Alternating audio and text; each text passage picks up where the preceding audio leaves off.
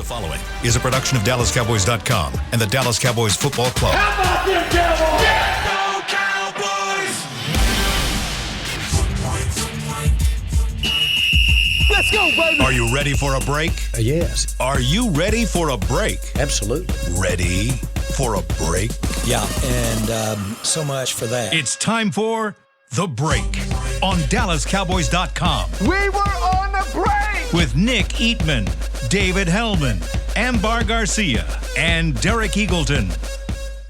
It is Wednesday, January 5th, 2022, season 17, episode number 91. Welcome to the very latest edition of The Break. We're live from the SWBC Mortgage Studios at the Star. Got the full crew today. We'll be joined by Bucky Brooks here in a moment. He is of NFL Network, and he will talk to us a little bit about the Philadelphia offense versus the Dallas defense. That game coming up this Saturday night at 7:15, I think, is the kick time. But it'll be, you guys will be able to check that out.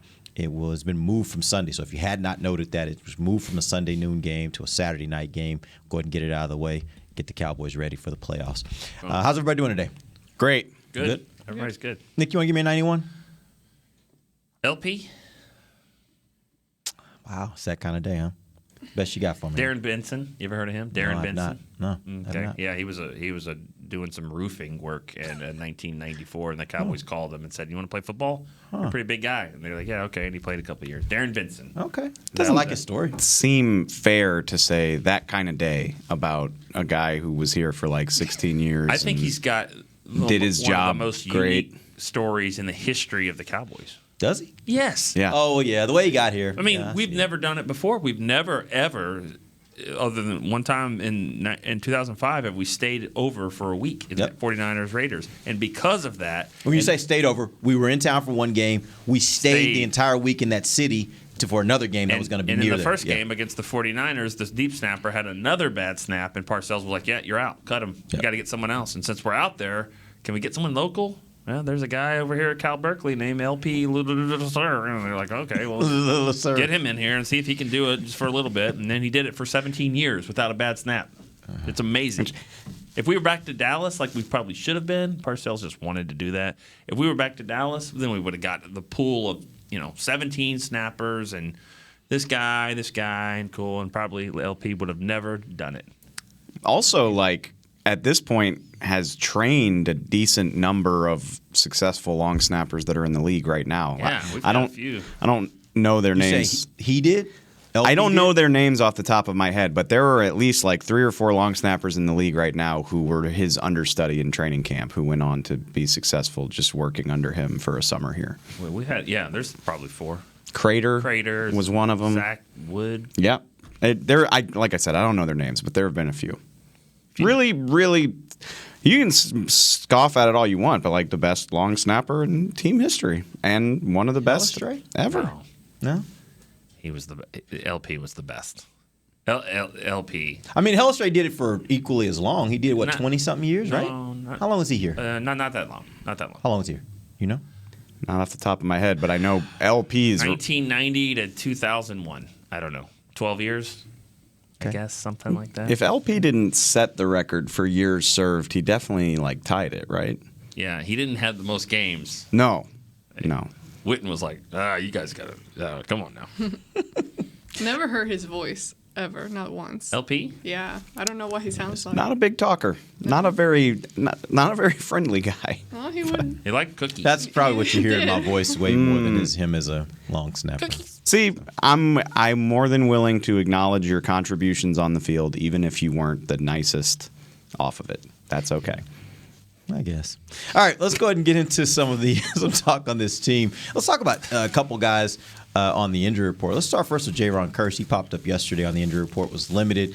But Mike McCarthy had a couple things to say. What did we hear, Dave, from McCarthy on him? He's got a hammy. Didn't do well. They walked through yesterday anyway. They're not expecting him to do a lot today, at least not at the outset. Questionable to play, which, hey. Sit him. Oh, no. A really good player can't play in this game and needs to take the week off. Out. No. I hate that. I don't like getting my guys rest heading into the playoffs. Pollard's also on the list, limited. I'm sure you're Pollard, so I'm sure you're probably thinking the same thing there. Like, please, just out. sit him down. Guess I'll just have to watch Ito Smith play. It's terrible. I haven't heard that Whose voice voice since is that? Lindsay Like, left. that's Like that my- was you and Lindsay doing that voice. Yeah, right. Yeah. That is. That's Lindsay. fair. I was That's- like, I've heard that somewhere before, but that's Lindsay. It's just my whiny baby voice. I mean, hopefully these guys are all okay, and it becomes a problem if they're not ready for the I playoffs. always But thought that was kind of like y'all sort of a Mickey voice. we have a lot of bits. Lindsay Draper and I have a lot of I miss bits. Lindsay. Me too. She says hi. I talk to her often. Her kids are great. Funny thing is, and I'm getting way off the track here, but You are. This was literally 2 or 3 months ago. Me and my wife were out. We never go out. We were out one night at a bar having drinks, and who runs up on us but Lindsay and her husband? And there is like a rooftop bar at a hotel, and they're staying at the hotel. They're in town for the weekend, so we got to hang out with them a little bit. But yeah, I miss her. I really miss her. Same. All right, let's find out about Blake Jarwin. Like there's news around him, right? His practice window has been activated, so he should be out there today. It's fun. So they have 21 days to evaluate him. There's no rhyme or reason to what that means. If you remember, they activated Maurice Kennedy's practice window, gave him like 3 hours to get ready, and then activated him to the roster. Yeah. Some guys they take all the way through the 21 days. I think it just depends on how physically fit you are. According to the rules, there's nothing stopping him from being activated and playing against Philly, but that'll probably depend on how he practices. That's a situation where you would love to get him out there and get him on the grass and just get him back in the flow of a football game before the playoffs. But even if that's not doable, it's very encouraging to think, I mean, he'll be available for the playoffs. That's just a guess by me. But if you're practicing this week, that gives you next week. I think he'll be available for the playoffs. Well, I'm interested to see how they will do that. How they'll use him. If he is active, say for the playoff game, because they like McEwen. Sprinkle gets some decent amount of snaps for blocking tight end. But they also can have all these other guys, jumbo packages and stuff like that. So I don't know if you would need the 4 tight ends. But yeah, I definitely think you use him if he's out there. And I agree with Dave. If he's ready to play, I'd play him for this game. Just get him some snaps, get him back in the flow, because when the playoff game hits, it'll be. That's what I was gonna say. I'm like, if he's ready by the playoff game for sure. At that point, how much work do you actually give him to where he is gonna be productive for you with being on the field? He's been out for what is it now? He's been out since Halloween. Long time. Yeah. So it makes me wonder, like, how much time does he really need as like playing time to kind of get back into things and actually be productive? Yeah, I think. Go ahead. I don't like the setup at tight end. I don't like these 2 tight ends as your tight ends because they don't block. That's the problem. You don't think that's a big deal? No, I mean yes, but like, I mean they're both pass catchers, but they don't do what you want them to do to like 2 tight end set. Could they run? Could they pass? They're probably going to pass because they don't get an advantage by having 2 tight ends that just maul you and run. These aren't the 2 tight end sets that create this mismatch problems because they are problems sometimes in the running game. But I will say this: I think there have been games this year where Dalton Schultz has been a pretty good blocker. I know there have been plays where I've seen him make some really good blocks, and that doesn't mean he's a consistent blocker. That doesn't mean he reminds me of what Jason Witten was for a lot of his career. Like I think early in his career he got the reputation of being a really great blocker, and I think he was earlier. I think as he got into his career, he was a willing blocker, in the way. Which means he knew how to get in the way, he knew how to position his body, and in doing so, he could create the right kinds of opportunities, the right kind of lanes for running game. I think Dalton Schultz has become that kind of blocker. He's not horrible at it I'm fine by with any that. means. And I'm fine with that. Yeah. Just don't need 2 of them. See, I disagree, and it's not. They're not. Yeah, we need that, right? We do. Every once in a while, at least. They're not great blockers, and you can go pull up the tape of both of them failing especially in space, going all the way. What? No, go ahead. You just I feel like you're gonna interject, even though I'm about to agree with you. Okay, I want to hear you out. So go. They're not great blockers. They're not good in space. They're not good one-on-one. But what they do, and especially they work in tandem. Like when they run 12 personnel with these guys, they're almost always next to each other, and together they can be useful in that regard. They can seal off the backside. They can keep a guy from coming around the edge, and that opens up the back to get where he needs to get without somebody chasing him down. They can do that type of stuff. and they're both really athletic. So if the Cowboys go 12 personnel with Blake, Dalton, Cooper, and CD, and you load the box because it's 12 personnel and you think they're going to run, well, you're screwed now because you got 2 really athletic tight ends who can get out in space on top of your receiver personnel. And if you drop back because you're worried about what they can do in the passing game, they're good enough to be plus blockers together. Like they're not Marty B. They're not just going to mash the front side D end on their own and hold the edge so you can get around them. But together, they can do just enough to make the running game viable while making you respect the passing game. Yep. I agree with that. I know. That's why I got frustrated because I was like, you're going to try to make my point for me. No. I agree with that. And I will say this, too. I will say when it comes to 12 personnel, I think that's what he can add to this because what we were talking about back when they were coming into the season was where are you going to go, 12 or are you going to go 11? When you had Michael Gallup and you had those 3 wide receivers, it was kind of that, well, which gives you an advantage? Well, now without Gallup, I actually think that you might have a little bit more of an advantage having those 2 tight ends with 2 wide receivers because you can do some different things with Jarwin up the middle of the field, which I don't think they've exploited quite enough this year. I think they use CD in that role some, but I think they can do more with that. And it's funny because I think Blake has 10 catches on the year. Like I don't think he even has 100 receiving yards on the year. Like I definitely don't want to blow this out of proportion. Like this is 2 touchdowns though. He does, yeah, but. I just think his 10 catches for 90 and 2 touchdowns. We're not talking about bringing Kelsey into the lineup, but his skill set, I don't think it's a coincidence that when they lost that personnel grouping, that was when they were at their best. Mm-hmm. It was when they love 12 personnel. Kellen Moore loves it. They've been using it like a quarter of the time, even with all the receivers that they have. And I just don't think it's been the same since Blake left. And so I don't know if this is a magic pill, but I'm optimistic that this could be really beneficial for them. Okay. My point really, they'll be fine in these couple games. I don't think it's going to be the make or break in the playoffs or whatever. But you do have some decisions to make coming up next year. You've already paid Blake. Dalton Schultz is getting close to 80 catches for a season. He might be gone. I mean, he probably will be. But I don't think you signed both of them. I think you need. I don't think you have both of those contracts here. But if you had to pick one of the 2, wouldn't it be Schultz? Well, and I think that's the conversation we definitely will have because Off-season? I think that's an off-season conversation because and the reason why I say that is because I do think you have a very tough decision there to make because it's not so much that of the preference of one or the other. It's about how much Dalton's going to cost you. That may be a very relatively expensive. It might be a contract more expensive than you thought you would have coming into this season, just based upon his production this year. All right, we're going to take our first break. When we come back, we got Bucky on the line. We'll talk to him about the Philadelphia offense versus the Dallas defense. We'll do that when we come right back. DallasCowboys.com radio. At AT&T, everyone, new and existing customers, get our best deals on every smartphone. Why? Because you deserve it. For turning your living room into your office and your gym. For teaching Grandma how to video call and teaching her again. It's the button on your left, Nana. Okay, your other left. It's not complicated. Everyone deserves something new. So AT&T is giving everyone, new and existing customers, our best deals with every unlimited plan on every smartphone, even the latest ones. AT&T may temporarily slow data speeds if the network is busy. Restrictions and exceptions may apply.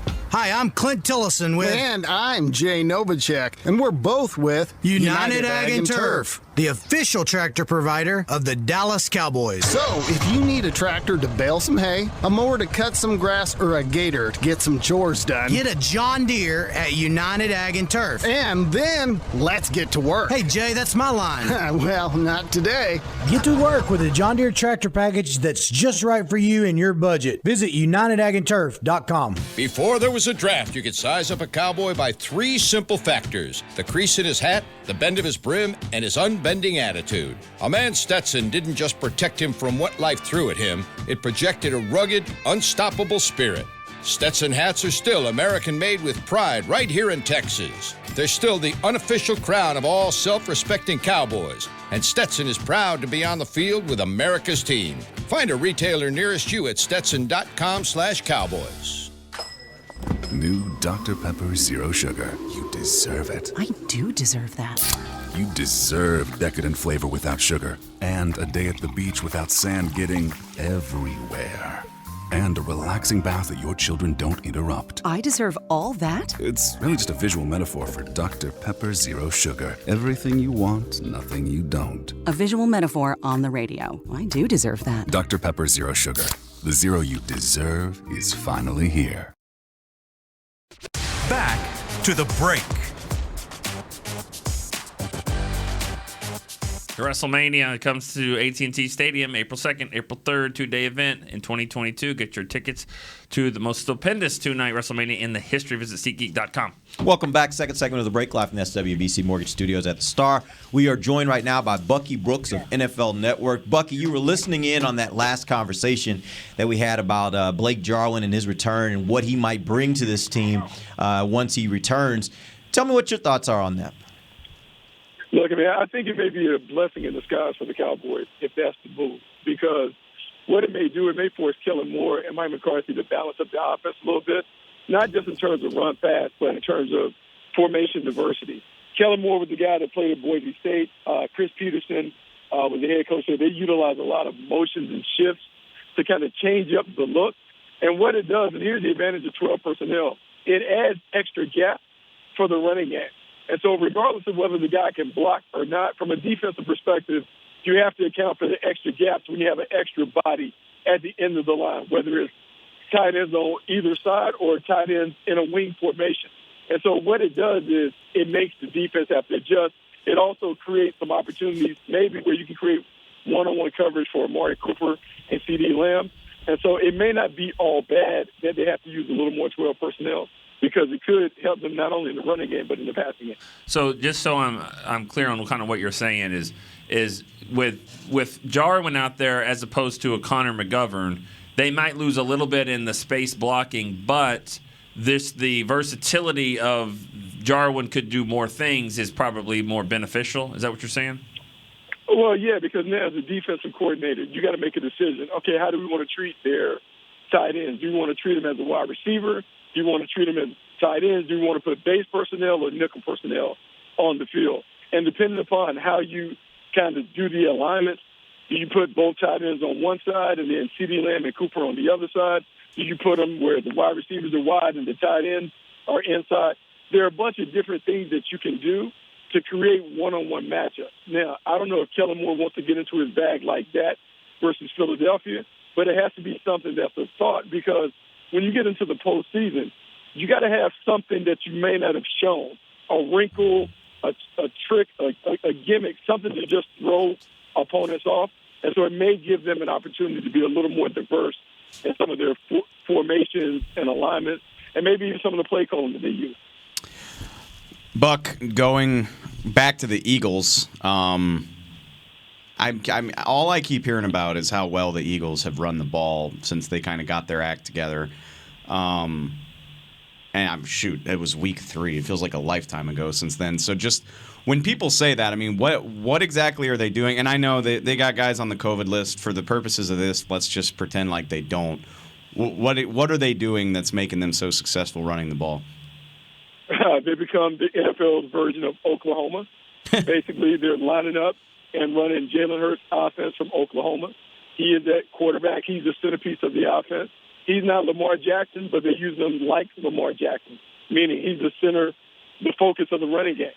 And so when the quarterback runs and you got GT pull, guard and tackle pull, counters, read game, it changes how you have to play on defense. And because so few teams utilize the quarterback like that, it's like playing Army or Navy in a week. And so when they went to that move, the offense exploded. They were rushing for 175 per game over like a 5 or 6 game stretch. And the crazy thing, they weren't even using Miles Sanders at that point.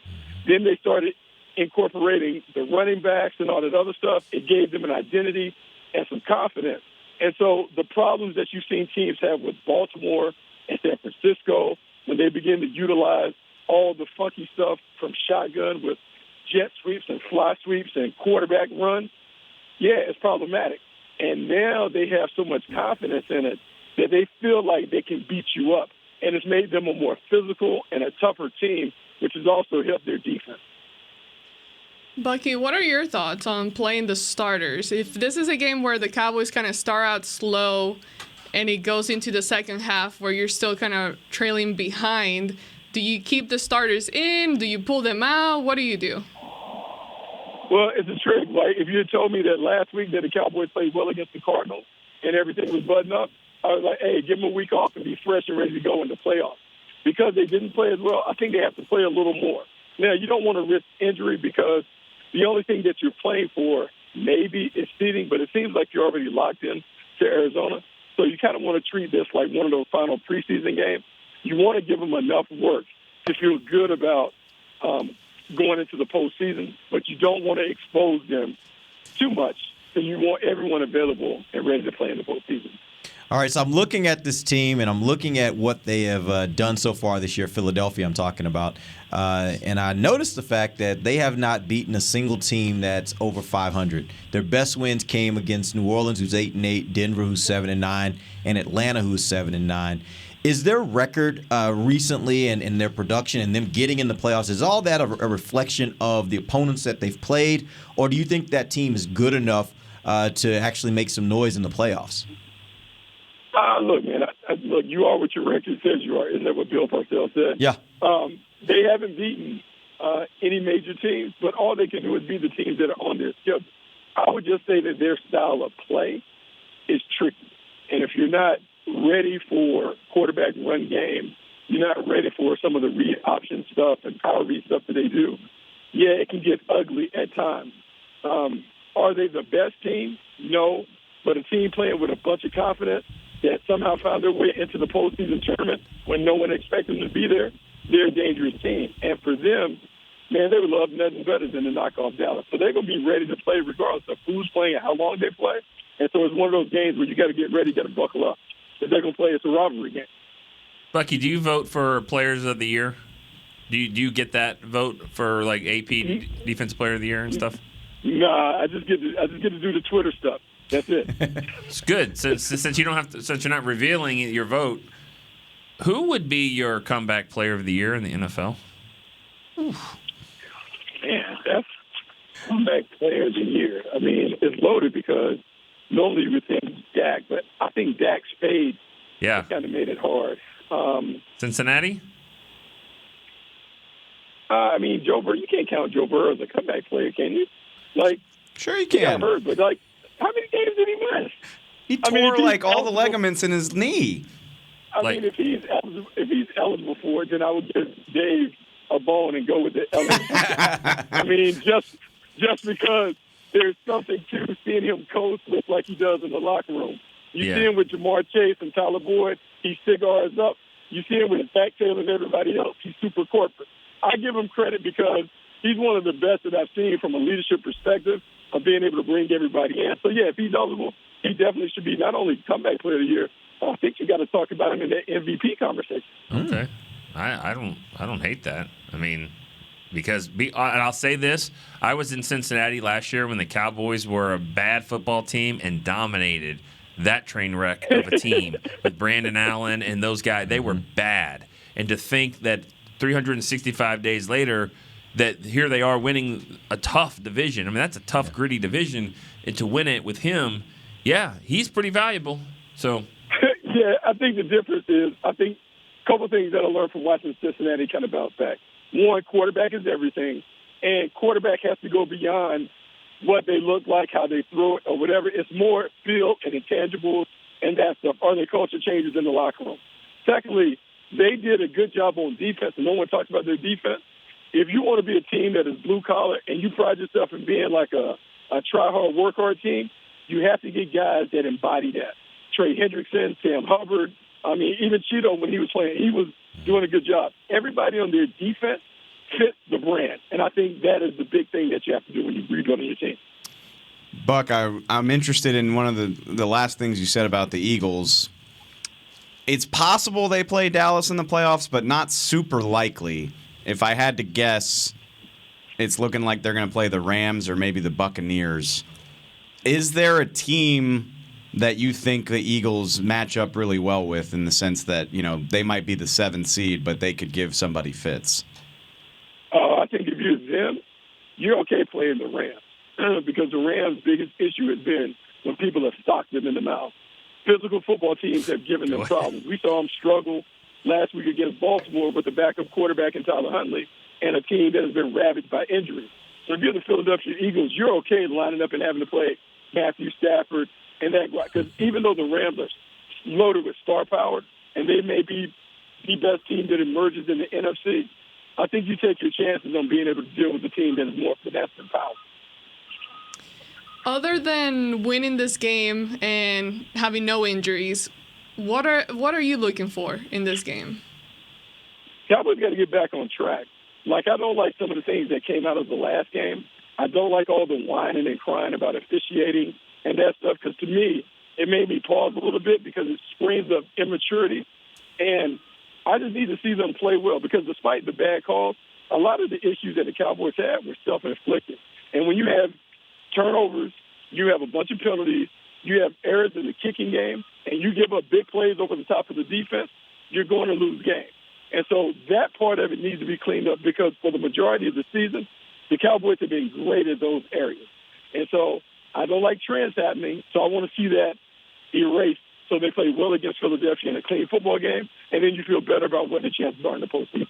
All right, Buck, we appreciate you, man. We'll have you back tomorrow. We'll talk about this Philadelphia defense versus the Cowboys offense. We're going to take our final break, come back. I have some questions for these guys about the Dallas defense, particularly the run defense. We'll talk about that when we come back. This is DallasCowboys.com radio.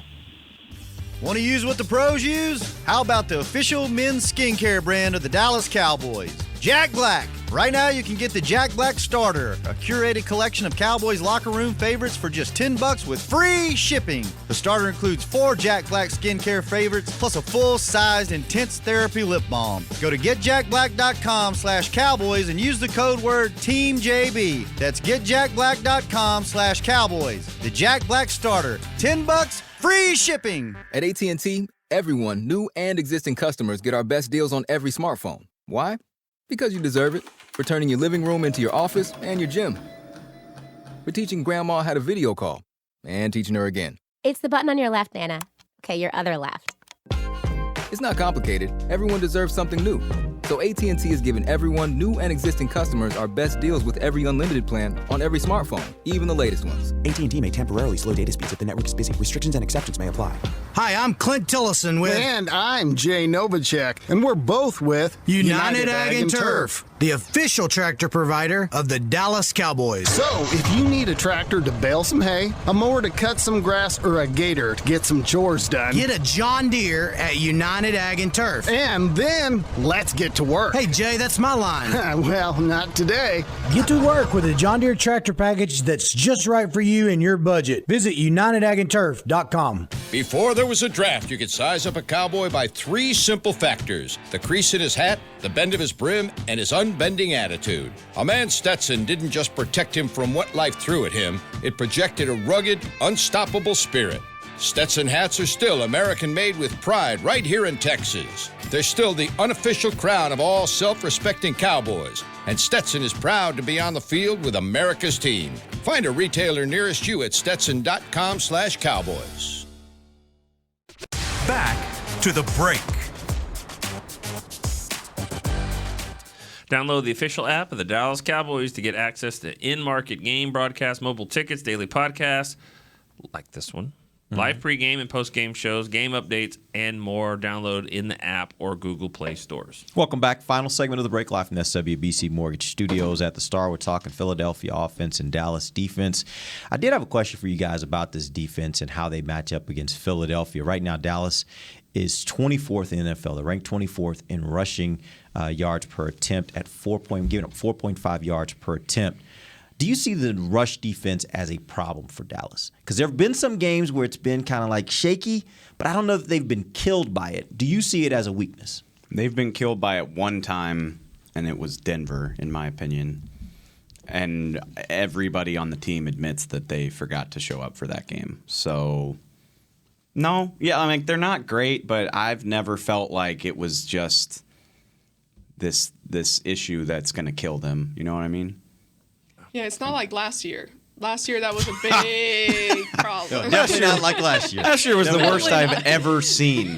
I've seen high schools that play the run better than last year's defense. Yeah, it was bad. But to my point, it's like when they're doing so much else for you, and you're not walking out of a game, and we get on this show talking, man, that run defense, they just absolutely suck. Well, they're not great or the best at it, but they're giving you so much more to the point where you're not necessarily complaining about it that much. So it could come back and bite you in the butt in the playoffs if they're unable to perform in other areas on the field.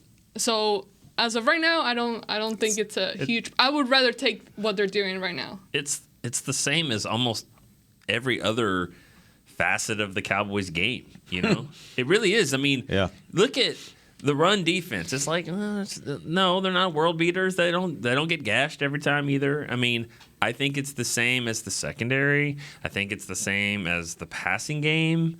I think it's the same as the kicker.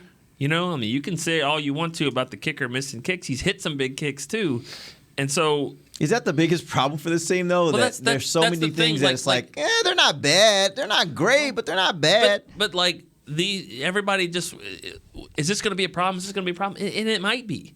I mean, think about the Colts back in I think it was like 2005. Mm-hmm. Vanderjagt was their kicker. I don't think he missed a kick all year. He didn't miss a kick until the championship game, and he missed, and they didn't go to the Super Bowl. So it can go the other way. I mean, you just got to go play the damn game. Like, that's it. You just got to play the game. And so they've got some issues. Like, they're just kind of in the middle. I also think, I mean, this team's potential is unlocked when they're playing up to their offensive ability. That's when they've been their best. And I think a big part of their run defense not being a liability is they take that away from you. The Saints also ran all over them until they were put in a position where they couldn't do that anymore. Right. And then what happened? They started throwing picks because Taysom Hill's awful. And I think that's a big part of their game plan. So, and it's not totally fair because Kyler Murray is unique. I mean, there's only so much you can do to contain a guy like that. But the Cardinals got the ball back with how many minutes to play the other day, and they ran the clock out. Yeah. And so, like I said, it's not a totally fair comparison because of who Kyler is. But if you wind up in that situation, like let's just say they're in Lambeau, do I completely trust that they can stop A.J. Dillon and Aaron Jones from pounding on them until the clock runs out? Not really. But they're going to have like a good 4 days to prepare for that. Or so. Why 4? Or 5. I mean, whatever. No, I know, but I guess my point is, and of course, the deeper you get in the playoffs, the better the teams you're going to play, and you're not going to be able to build these second half leads. But just like everything else, it's on the offense to take some of that strain off the defense, in my opinion. I mean, we've all been very clear. This defense is fantastic. They are such a huge success story, but they're not at their best if the offense isn't putting them in a better position. One thing to note that I think we all should remember is that first game Cowboys played against Philly, and the argument can be made that Philly's a very different team now. 8 of the first 9 offensive plays run by Philadelphia were passes. They came out with the intent that they were going to throw. Now they did throw an interception in those plays, but they went into that game, whether it was strategic, whether it was before they found their identity as this running team. They came in that game with the intention that they were going to try to throw the ball. We'll see if that's going to be their intention this week, but I would suspect it's not. On a 20-degree night outside in Philly, I don't think so. And by the way, their identity has somewhat changed. I don't know that they had this identity of this running team back then, but we will see, and we'll see if they're strategic. They go into this game strategically thinking we got to put up points, and that forces them out of what they want to do. Maybe I'm just a hater, and we won't really know probably because the Eagles are going to have guys missing because of COVID. I still think the Cowboys are probably going to do what Bucky said and kind of be smart about snap counts. But Vegas, I don't even know the spread. It's like 7.5. Dallas? Yeah, that's weird to me, but I don't think Philly's a different team. I'm sorry. Same thing. I think they've benefited from playing a lot of the league's trash. That's my opinion. The Cowboys have only blown out one playoff team, and that's Philly. And I know the Philly's different than they were, but I mean maybe not that much different. Mm-hmm. But the other two, Patriots and the Chargers are not in, but I think that they're going to get in. They took walk-off touchdowns to them, and then the other playoff teams they didn't beat. So who would you say out of the two teams, Cowboys and Eagles, is playing for the most in this game? That would go in that game. The Cowboys. The Cowboys. Close. A good question, but the Cowboys a little bit because their percentage. I mean, their chances of moving to 3 and even a 2. Philly doesn't have a lot of chances. I mean, and even here's the thing: even if they move from 7 to 6, it doesn't change anything. They're not getting a home game. All it's going to change is who they're going to face, right? And unless that 7 team wins, then they're not going to get a home game. They can have the Rams, because I'm telling you, like, I like the Cowboys' chances of beating any other team in the NFC more than the Rams. And seriously, I don't like. You think that. the Rams are the toughest matchup for the Cowboys? Without a doubt, I believe that. More so than Green Bay? Yeah. Hate to say that. Wow. I do. And I mean, I just don't think they would beat the Rams. The Rams, to me, have elite. I know they have issues. I mean, they lose. But I'll take my chances. Stafford's dying to give the ball away. I know. He's dying to throw picks. So when he's not, he's throwing touchdowns to I know. Cooper Kupp. I know. I just think, they have 3 of the very best players at their position in the NFL, and I think that is, and maybe even 4. I mean, when Von Miller's playing and really on his game, he's definitely up there in the exceptional level. You got Donald, you got the corner. Ramsey. I mean, you got Cooper Kupp. It's just a nightmare to stop. And the way that McVay. I mean, they're getting a lot out of Beckham right now too. He's in that Von Miller category of when he's at his best, he can be right up there with the best. And he in the league. seems to do it when the Cowboys are on the other side. Yeah. So to go back to your question, I think you also have to remember the Eagles are just happy to be here. Like they're, I'm not. That's not to throw shade. I'm dead serious. They should be thrilled. Yeah. They're in the first year of a new regime. They're kind of in a rebuild. They're all year long, like they're focused on what they're going to get out of the Carson Wentz trade and the Dolphins trade. Like, okay, we're going to have all these picks next year. Yeah, they can rebuild that thing. Who do they have? Who do they have cap space committed to right now? Yeah, they got money. They're Lane looking forward Johnson? like we feel good about where we're going. If you're an Eagles good fan, spot. you're like, man, we made the playoffs with this. Yeah. This is great. And meanwhile, the Cowboys, you got big money everywhere. You started 6-1. Like, if they don't get to the conference championship game, it'll be a disappointing season. Philly's not thinking like that. So, the Cowboys have way more to gain and way more to lose. Is Philly going to have 3 picks? Yeah. 3 first rounders? Yeah, because Wentz had to play 75% of the snaps. As long as he plays this game on Sunday, he'll hit that. So it's not about them making the playoffs; it's about his snaps. Yeah. Oh well, then yeah. But they won't be. It won't be a great pick because the Colts will probably be in the playoffs. But so they'll pick.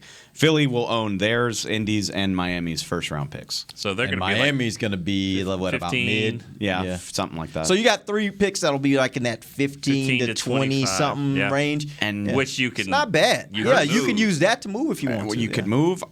Hurts has played well enough that maybe you don't have to worry about. Not saying a great quarterback draft. I don't think. No, from the it's people not. I've been reading. I'm not saying he's your quarterback of the future, but he's been good enough that you're like, well, let's address the line or let's do this. Yeah. There's a lot about that makes me a little worried about what Philly can become over the next few years. No doubt about that. Yeah. All right, we're going to. We appreciate you guys joining us. We'll be back tomorrow. We'll talk about Cowboys offense versus this Philadelphia defense. Till then, for Nick Eatman, Dave Hellman, and Amber Garcia, I am Derek Eagleton. This has been The Break, live on DallasCowboys.com radio. This has been a production of DallasCowboys.com and the Dallas Cowboys Football Club.